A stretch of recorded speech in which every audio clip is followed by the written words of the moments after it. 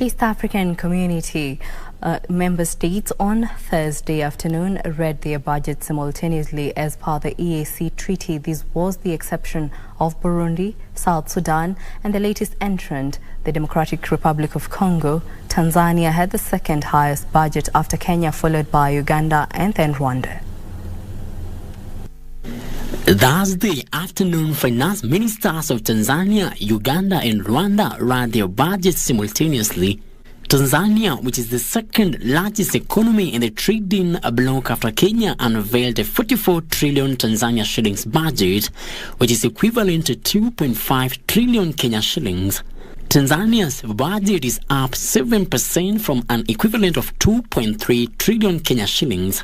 Tanzania's finance and planning minister said an equivalent of 583 million Kenya shillings will be used to service the nation's debt.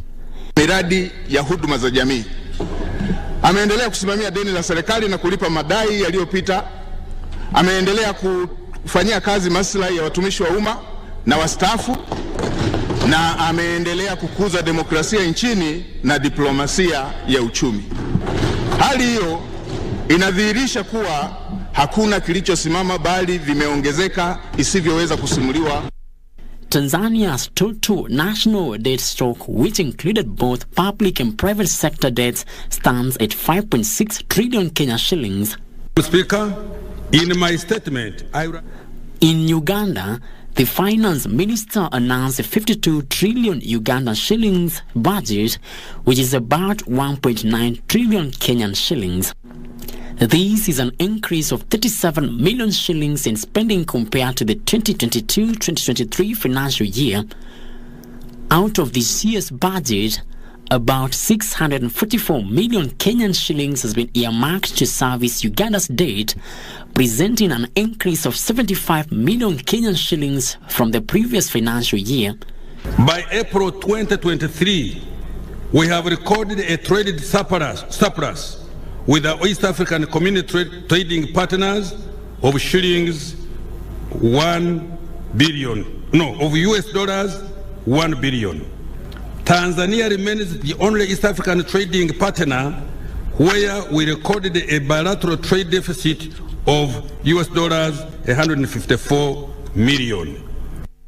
In Rwanda, the country's finance minister unveiled a 5 trillion Rwandan franc budget equivalent to 612 billion Kenyan shillings, which represents an increase of 6% compared to the 2022-2023 budget. The finance minister said overall, domestically mobilized resources plus external loans that the country will repay account for about 76% of the total budget for 2023-2024. Burundi's finance, budget and economic planning minister tabled his country's budget estimate on Tuesday. South Sudan cabinet passed a 1.8 trillion Sudanese pound equivalent to 1.9 trillion Kenyan shillings, but this is yet to be tabled in parliament for approval. The Democratic Republic of Congo is yet to adjust its budget, reading in harmony with the EAC.